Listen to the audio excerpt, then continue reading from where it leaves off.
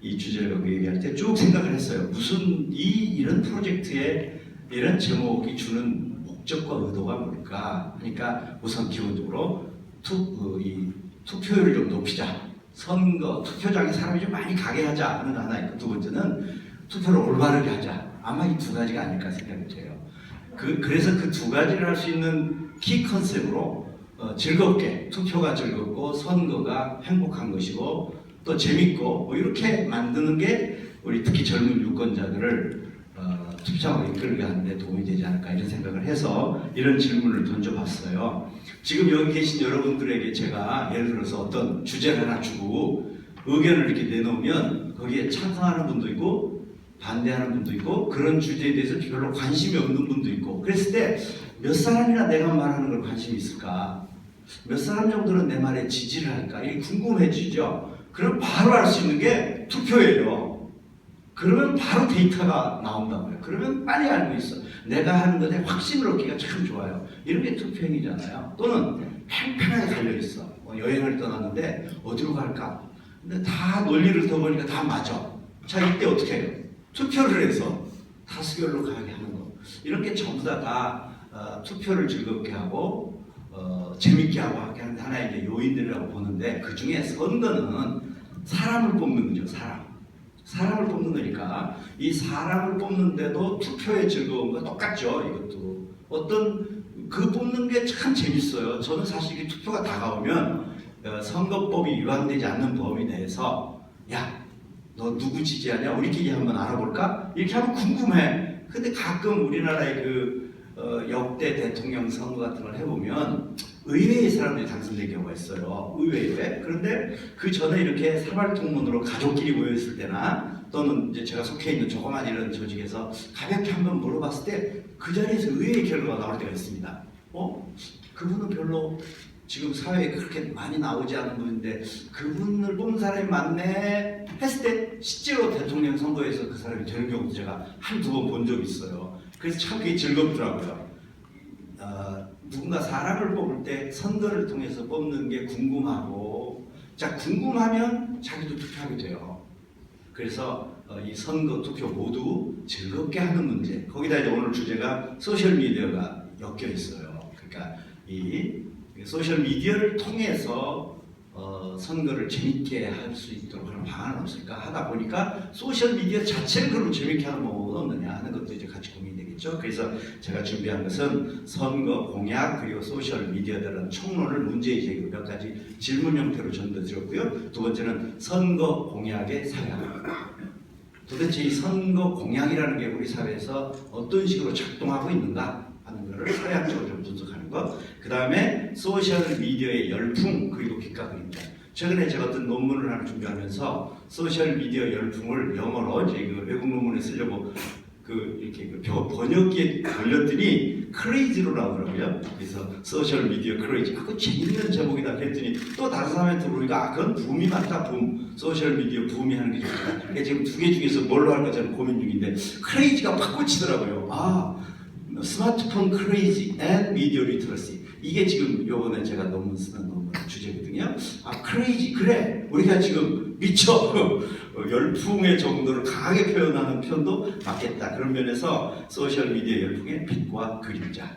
그 다음에 이제 소셜미디어와 선거 그리고 마지막으로 바람직한 소셜미디어 선거 문화를 위해서 우리가 어떤 조언이 필요한가를 간략하게 저는 이 발제문이 우리 참석하신 분들이 모두 간 줄 알았는데 안 간 거 보니까 제가 좀 쉽게 이렇게 설명을 하겠습니다. 이런 질문을 제가 던졌어요. 선거가 뭐냐? 선거는 왜 하나? 왜 막대한 비용을 들이면서까지 선거를 하나? 그리고 지금 국회의원 선거를 앞두고 그 선거구 획정이 안 돼갖고 어제 오늘 나라가 지금 긴박하게 돌아가는 것 같습니다. 그리고 예비후보 등록이 어제부터 시작이 됐기 때문에 나름 오랫동안 선거를 준비했던 수많은 예비 후보자들이 너무너무 걱정인 거예요. 운동장이 없는데 선수만 나와 있다고 이렇게 표현을 하더라고요. 그래서 이런 거 왜 이렇게 전 국민이 고민하면서 선거를 할까 하는 문제. 그리고 정말 이 선거는 민주주의를 제대로 반영하는가? 이 선거를 하면 정말 민주주의가 잘 되는가? 이런 질문이 제가 지금 답변하려고 하는 거에 들어간다. 그 다음에 특히 여기 모이신 우리 학생들을 비롯한 젊은 대학생들에게 선거는 과연 어떤 의미인가? 저한테 발표 시간이 길었으면 몇 분한테 여쭤보려고 했어요. 여러분에게는 선거가 어떤 의미가 있습니까? 젊은이들이 그렇다면 선거에 무관심하다고 하는데 그 이유가 뭐냐? 그렇다면 여러분이 관심 있는 선거는 뭐냐? 여러분이 무관심한 이유가 있으면 그럼 뭘 해결해주면 나는 투표장으로 기꺼이 갈 수 있다. 이게 뭐냐? 그 다음에 그동안 여러분은 선거에 얼마나 참여하셨는가? 그리고 그때 무엇을 근거로 투표하셨는가? 투표장에 갔는데 부모님이 하라고 해서 그냥 하셨는지, 그냥 즉흥적인 생각으로 하셨는지, 그 중에 공약을 보고 선거를 하신 경우는 있으신지, 이런 질문을 갖고 제 이야기를 들으시면 좋겠습니다. 두 번째, 자, 선거 공약은 뭐냐? 그렇다면 선거 공약은 약속이고 그 약속은 선거 공약으로 표시되는 거죠. 그러니까 선거는 약속이에요. 내가 선거에 나갈 때 약속을 합니다. 나는 이런 걸 펼치겠다, 이런 정치인이 되겠다, 이런 문제를 해결하겠다 약속을 하죠. 그 약속은 그냥 흘러갑니다. 그런데 공약집을 내놓거나 포스트에 적어놓거나, 이제 공약은 그 약속을 구체적으로 표현한 겁니다. 그러니까 그 공약 속에 그 출마자의 정치, 그 다음에 그 사람의 철학, 또 그 사람의 세상을 살아오는 그러니까 과거, 현재, 미래가 다 요약되어 있죠. 공약도 정책의 공약이 있고 그렇지 않은 공약도 있을 수 있습니다. 그래서 선거는 약속이고 약속은 선거 공약으로 표현된다는 전제. 그렇다면 우리는 얼마나 선거 공약에 주목하는가? 만약에 우리가 선거 공약을 그렇게 관심을 안 가졌다면 그 이유는 뭔가? 선거 공약이 나하고 관계가 없는 얘기만 해서 그런가? 선거 공약대로 이루어진 걸 못 봤다는 자존 때문에 그런가? 선거 공약이 너무 포괄적이고 가슴에 와 닿지 않아서 그런가? 아니면 공약 내용은 좋은데 표현 방법이 잘못돼서 그런가? 어떻든 선거 공약에 사람들이 관심이 없다면 그 이유가 있겠죠? 그리고 또 하나, 기억에 남는 선거 공약이 있다면 뭔가? 여러분 머릿속에 이런 선거 공약은 내가 기억이 난다. 혹시 이런 게 있으신지? 그리고 우리나라 정치에 있어서 과연 이 선거 공약은 얼마나 많은 비중을 차지하고 있는가? 그렇다면 정치 후보자가 선거에 나온 사람들이 내가 당선되기 위해서는 악수를 한 번이라도 더 많이 하라는 게 당선되는 데 도움이 됐는가? 공약을 잘 다듬는 게 더 선거 도움이 됐는가? 혹시 돈을 많이 쓰는 게 선거에 당선됐다는 혹시 이런 전제는 없는가? 아니면 가문이 좋거나 출신이 좋거나 지역이 적절하거나 이런 것 때문에 주로 투표가 되는 거야. 이런 걸 다 따졌을 때 선거 공약이 차지하는 비중이 적어버리면 아무리 우리가 선거로 하고 얘기를 많이 해도 투표에 결정적으로 영향을 못 준다는 얘기니까 허망한 얘기가 되는 것이죠. 그러니까 선거 공약 이야기는 그 공약이 얼마나 좋으냐의 문제 플러스 선거 공약에 의해서 투표가 이루어질 수 있도록 하는 시스템이 동시에 마련이 돼야 선거 공약 얘기가 빌공짜가 안 된다. 그 다음에 이제 선거 공약과 우리가 오늘 얘기하려고 하는 미디어 어떤 관계가 있느냐. 그동안 선거 공약은 주로 어떤 통로로 전달되는가, 사람들한테 어떤 방법으로 선거 공약이 전달되는가가 우리의 중요한 관심사가 되고, 그렇다면 소셜 미디어를 통해서 선거 공약은 얼마나 사람들한테 인지하는 데 도움이 되느냐. 그냥 가벼운 전제로 말하면 젊은 세대가 소셜 미디어를 많이 활용하고 의존도가 높으니까 젊은 세대를 위한 선거 공약은 소셜 미디어를 잘 활용하는 게 도움이 되겠다 하는 것은 거의 전제 또는 하나의 우리가 공통된 합의라고 볼 수가 있겠습니다. 두 번째 제 관심은 선거 공약이라는 게 사회학적으로 뭐냐. 그래서 제가 빌공짜 공약하고 공공적인 공약 두 가지를 비교했어요. 선거 공약과 공약을 둘러싼 사회적 논쟁의 양태가 현재 어떻게 되어 있느냐. 가볍게 말하면 선거 공약의 실현 가능성하고 정치적 구호 사이에는 상당히 거리가 있다. 그래서 선거 공약의 내용을 살피고 사람들이 투표를 결정하기보다는 그 공약이 구호로 어떻게 잘 포장됐느냐를 갖고 사람들이 찍는 경향이 적지 않다. 이런 면에서 선거 공약이 빌공짜 공약하고 상당히 관계가 되게 된다는 거고요. 이제 오늘 우리 제 이후에 선생님들이 논의하실 게 이제 공약 이행, 공약이 이행이 어떻게 얼마나 되고 평가 이런 걸 이제 관심을 갖는데 이거 굉장히 중요하겠다. 뭐 매니페스토 운동이니 또 우리 지금 논의하고 있는 이런 얘기들이 전부 다 공약 이행을 어떻게 할 것인가 하는 문제니까 그거는 이제 후반에 가면 더 디테일하게 얘기가 될 것 같고요. 또 하나 이 선거 공약 평가를 위한 이 정치인이나 또는 정치 집단의 평가라는 시스템이 얼마나 정교하게 되어 있느냐 하는 것도 후속 논의에서 나오실 거라고 예상이 되고요. 그 다음에 선거 공약이 앞서도 한번 말씀드린 것처럼 선거 결과에 어떤 영향을 미치느냐의 연구가 조금 더 체계적이고 과학적으로 나와 있어야 선거 공약을 만들어내는 측이나 선거 공약대로 움직이는 유권자나 영향을 줄 수 있겠다. 그 다음에 얼핏 왜 반복되는 선거 공약이 난무할까? 몇 년 전에 이루어졌던 선거의 공약을 쭉 비추어보면 뭐 고만고만한 공약이 많다 이렇게 보면 뭔가 공약이 이루어지지 않았거나 또는 공약은 별로 실제로 정치 행위 또는 뭐 행정 행위를 하는데 크게 영향을 못 주거나 뭐 그 전제 중에 하나일 텐데 현실은 반복되는 선거 공약은 난무한다. 선거 방송 토론회에 이렇게 쭉 이렇게 참여해서 이제 선거 방송 토론을 할 때 그 질문을 던지자. 그래서 이제 그 진행자들에게 질문을 만들 때 그 위원들이 모여서 그 전에 있었던 공약을 이제 자료로 주면서 요번에 새로 되는 또 유권자들에게 어떤 질문일까 이런 거를 몇 년째 받아보면 이게 몇 년도 건지 차이가 거의 없는 어느 지역의 지역 현안이 10년째 똑같은 현안이 계속 나오는 거를 국회의원들이 반복하는 경우가 있어요. 똑같은 이름도 좀 용어라도 좀 바꾸면 좋은데 그렇지 않은 경우가 적지 않은 면으로 봐서 반복되는 선거 공약의 문제. 그래서 이제 베끼냐, 베꼈나, 새로운 신진 그 정치 입문하는 사람이 전혀 새로운 공약을 내놓는 게 아니라 또 그 전에 선배들이 했던 수많은 공약 그대로 붙여놓고 또 거기서 동그라미 쳐면서 혹시 고르지는 않나 이런 의혹이 갈 정도로 공약이 비슷비슷해졌다면 아무리 우리가 공약을 얘기한들 또 대부분 비슷비슷하니까 토론을 해도 그래서 대부분 저도 무슨 뭐 이 지역 토론장에 가서 이렇게 지켜보면 토론할 거리가 없어요. 공약이 다 비슷하니까 답변도 되게 비슷합니다.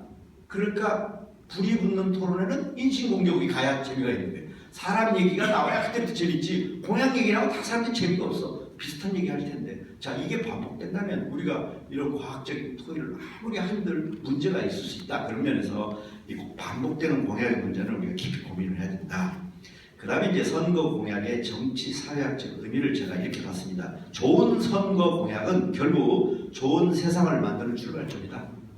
그렇겠죠. 아까 말한 그런 많은 한계에도 불구하고 좋은 공약이어야 이때 이 좋은은 포괄적이니까요. 그게 안에는 그 좋은이라는 의미 안에는 실천력도 있을 수 있고 그 다음에 할 수 있는 것이라는 것도 있을 수 있고 진정성도 있을 수 있고 전문성도 있고 많은 게 있겠지만 어쨌든 좋은 선거 공약은 좋은 세상을 만드는 출발점이고 좋은 선거 공약은 좋은 정치인을 평가하는 중요한 부분이고만 사실이고 그리고 좋은 선거 공약은 당연히 민주주의를 제대로 정착시키기 위한 필수적인 요건이고 그리고 제가 항상 강조하는 좋은 선거 공약은 결국 좋은 유권자들이 만든다.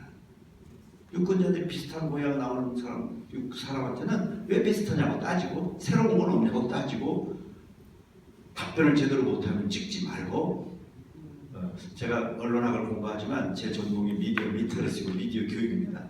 제 캐치프레이즈는 좋은 방송은 좋은 시청자가 만들고 좋은 신문은 좋은 독자가 만듭니다. 독자와 시청자가 언론에 대해서 이야기하지 않으면 엉터리 신문, 엉터리 방송이 난무하게 됩니다. 그래서 제가 미디어 교육과 미디어 리터러시를 강조하는 이제 그런 전공을 하게 됐는데요. 그래서 선거 공약으로 승부하는 선거가 가장 이상적이고 올바른 선거인데 우리는 왜곡돼 있다. 아까 제가 설명드린 것은 그런 이유고요. 잠깐 소셜미디어 얘기를 좀 하겠습니다. 소셜미디어는 이중성이 있죠. 모든 미디어는 이중성이 있다는 게 제 전제입니다. 자동차와 똑같습니다. 1년에 한국에 대단히 많은 사람들이 교통사고를 사망을 합니다. 그렇다고 자동차를 없앨 수는 없지 않습니까? 자동차를 타는 사람들의 문화를 바꾸는 거죠. 인간이 만든 모든 도구는 이중성이 있습니다. 날카로운 칼이 주부의 손에 쥐어지면 훌륭한 문명의 이깁니다. 그 똑같은 칼이 범죄자의 손에 쥐면 그 순간 흥미로 변합니다. 미디어도 마찬가지입니다. 얼마나 많은 정기능이 있습니까? 오늘날 미디어 때문에 우리 삶이 얼마나 풍요롭습니까? 그러나 이 미디어도 잘못 사용하면 흉기가 됩니다. 중독 문제, 과다 이용 문제부터 시작해서 편향된 이데올로기 문제부터 시작해서 인성의 파괴부터 폭력의 문제부터 섹스부터 수많은 문제가 그 안에 담겨 있습니다. 그러나 그렇다고 해서 미디어를 없앨 수 없으니까 이 이중성 속에서 문명의 이기와 흉기 사이에서 어떻게 이용하는 문화를 높일 것이냐, 소셜 미디어의 강점을 여기서 제공할 필요는 없겠고요. 또 소셜 미디어의 문제점도 더 이상 말할 필요 없겠고요.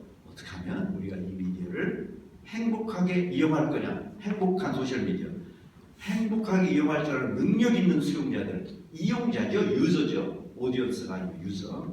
그런 면에서 중독의 문제, 인권 침해의 문제, 불건전 정보, 범람의 문제, 여론 왜곡의 문제, 수준 낮은 어조, 욕설, 용어, 견해, 범람, 정치적 편향성, 이데올로기적 극단, 공과 사회 구분 없이 노출되고 해석되는 혼란, 이 모든 소셜 미디어의 그 많은 문제들은 그 문제의 본질을 좀 알고 능동적으로 문제는 고치려고 하고 본인은 그런 문제에 빠지지 않도록 노력하는 게 필요한데, 이런 교육의 문제는 오늘 이 수업에서 핵심은 아니니까 이 강의에서 제가 그냥 문제로만 넘기고요.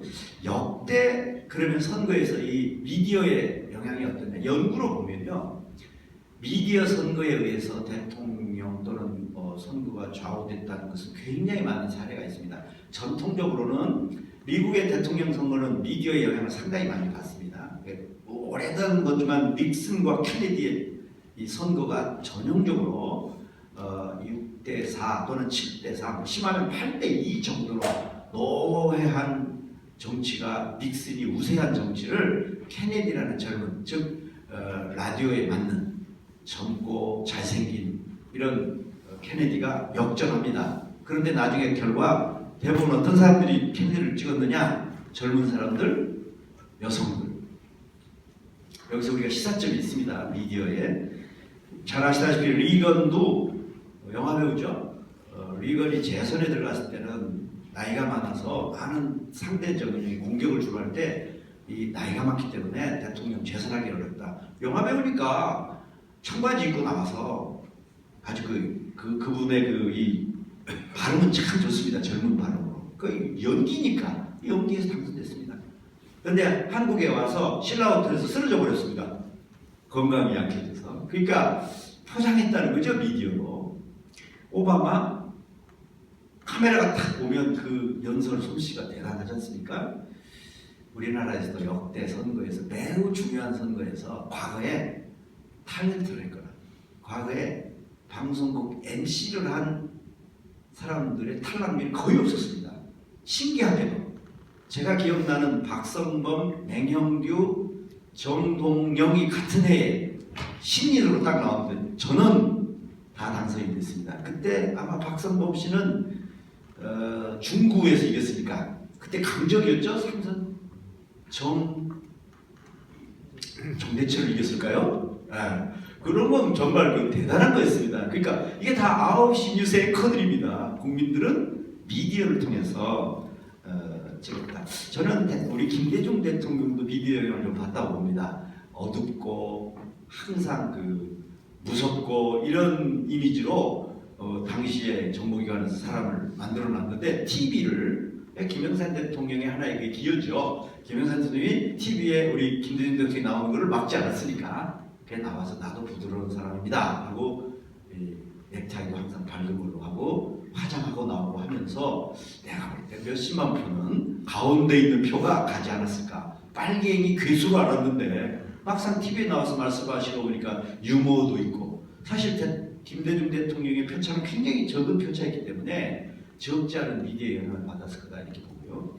노무현 대통령이 소셜미디어 영향을 받다는 건 다 아는 일이고, 하룻밤 사이에 있었던 그 반전에서 결정적인 건 그날 저녁부터 움직였던 그 젊은 층들의 소셜미디어를 통해서 정몽준 씨와의 단일화 문제가 깨진 것에 대해서 우리가 이럴 수 없다, 기적 같은 선거가 이루어진 겁니다. 저는 소셜미디어의 덕이라고 봅니다.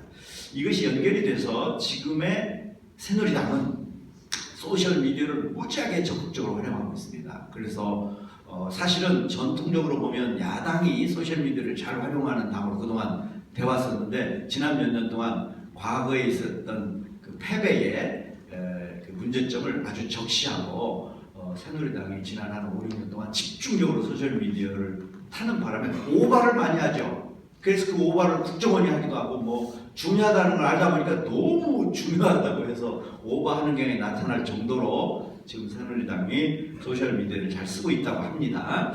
자, 그렇다면 소셜미디어는 이론적으로 말하면 비용을 절감하고요, 젊은 세대의 정치 참여를 유도할 수 있고요, 선거 공약을 통한 투표를 유도할 수 있고요, 선거 친화적 문화를 만들 수 있다는 점에서 제가 꼽은 것 외에도 훨씬 더 많은 소셜미디어를 통해서 선거를 하면 또는 선거 공약을 발표하면 매우 도움이 된다는 건 더 이상 질문이 없습니다. 마지막으로 바람직한 소셜미디어 선거 문화 정립을 위해서 이런 과제를 그냥 한번 생각해 봤습니다. 첫째, 정확하고 우선 올바른 선거와 선거 공약 정보를 제공할 필요가 있다. 정확해야 된다. 두 번째, 건전한 소셜미디어 활용을 위한 효율적인 교육을 실시할 필요가 있다. 이거는 제가 평소에 평생 몇십 년 동안 강조했던 미디어 교육을 강조한 거고요. 그 다음에 소셜미디어 속의 선거 공약을 분별하고 선택할 수 있는 유권자 교육을 좀 시행했으면 좋겠다. 구체적인 지침을 갖고 소셜미디어를 통해서 선거 공약을 어떻게 분별할까 하는 것을 좀 살아있는 교육을 시키면 좋겠다 하는 거고요. 정당 및 선거 관계자 교육을 통해서도 건강한 인터넷 미디어 문화가 한국의 문화 그리고 실제로 자기들의 정치에 도움이 된다는 것을 교육시키고 또 그런 문화를 만들어야 되겠다는 거고요. 또 이미 부분적으로 하고 있을 것 같지만 인터넷 공간 구축이 건전하게 되기 위한 자율심의제도, 스스로 자기들이 그 안에 정당 안에 방송국도 최근에 가면 자율심의를 많이 합니다. 스스로. 그래서 자기들이 여러분 그 영상 등급제 있잖아요. 지금 15, 16 쓰는 거 있죠. 이게 자율 등급제입니다. 방송국에서 스스로 우리는 이거를 15세로 하겠다. 그러면 그대로 지금 받아줍니다. 그랬다가 만약에 15세가 아닌 내용이 나오면 나중에 벌을 하게 돼 있어요. 이거를 지금 어디 기관에서 나이를 이거 정해주지 않습니다. 예전에는 정해줬죠. 근데 지금은 자율로 바뀌었어요. 이런 식으로 바뀌자는 거예요. 선거, 그러니까 우리 보통 영화 보면 별표 있듯이, 그리고 자기들이 지금 어떤 미디어의 정보를 쭉 서치해서 보는 홈페이지에 들어가면요, 그 정보의 신뢰도를 표시되게 돼 있어요. 이 정보는 100% 믿을 만하다. 이 정보는 한 80% 이런 표시해주는 사이트가 있습니다. 자, 이런 식으로 공약도 나름 만들 때부터 이건 확실하게 우리가 할 수 있는 공약이 있고, 이건 한번 연구해볼 공약이 있고, 이건 항상 반복되는데 그냥 한번 올려봤고, 이걸 좀 표시해서 해주면 도움이 되겠다 이런 생각도 한번 해봤고요. 그 다음에 아주 불건전한 정보를 유통하는 거, 공약을 얘기하는데 막 욕지거리 한다거나 요즘 일베 이런 데서 하고 있는 이런 거는 단호하게 근절할 수 있는 방안이 있어야 되고요. 거기는 엄격하게 하는 법을 집행을 해서 그걸 위해서 자꾸 법을 만들기보다 테러 방지법을 또 만들 게 아니고 기존 우리 사회질서를 지키는 법을 잘 지키는 쪽으로 이렇게 가는 것도 이 분야에서도 필요하다는 거고요. 기본적으로는 개인 및 집단 표현의 자유를 보장하는 근거에서 이런 어떤 제한 규정이 가야지. 우리는 하나 꼬리가 나오면 다시 그냥 원천적인 마치 무슨 유신 시대 때나 있었던 걸로 막 넘어가는 이런 경향이 있어요. 특히 최근 정부가 더. 그래서 이런 것 좀 우리가 주의를 해야 되겠다고 하는 거고요. 마지막으로 행복하고 즐거운 선거 문화를 정착을 위해서 우리 소셜 미디어를 어떻게 활용하면 좋을까 하는 것을 좀 얘기를 하면 좋은데, 제가 오늘 우리 청중들에게 이거를 어떻게 할까 하고 수칙 7개 이런 걸 한번 만들어 볼까 했어요. 저 좀 너무 우리 청중들을 좀 무시하는 것 같아서 제 이야기 정도 듣고 부디 다음 선거에는 여러분이 이제 선거권이 계신 분들은 자기 지역구에 지금부터 어떤 후보가 나오는지도 좀 관찰하시고, 이제 예비 후보 등록이 어제부터 시작됐으니까 조금씩 지역구가 변하긴 하지만 아마 여러분이 사시는 지역구에 어느 사람이 나온다는 앞으로 점점 구체화될 겁니다. 그러면 인물 정도는 좀 파악을 하시고 기억하고 계셨다가 꼭 투표해야 됩니다. 20대 유권자들이 투표하지 않으면 우리나라가 망합니다. 여러분이 선택해야 우리나라의 전체 선택이 좀 젊어집니다. 여러분도 보면 너무 이렇게 저 같은 이런 나이 먹은 사람이 얘기한 얘기는 좀 식상하잖아요. 너무 옳은 X소리 같은 게 많잖아요. 그러니까 이거를 여러분이 스스로 선택해야 되니까 꼭 선거에 임하시라는 말씀과 그때 선거하실 때 여러 가지 어려움이 있지만 좀 공약을 살펴보고 후보를 선택하시는 노력을 해주십사 하는 말씀을 마지막으로 전하면서 제 발제를 마치겠습니다.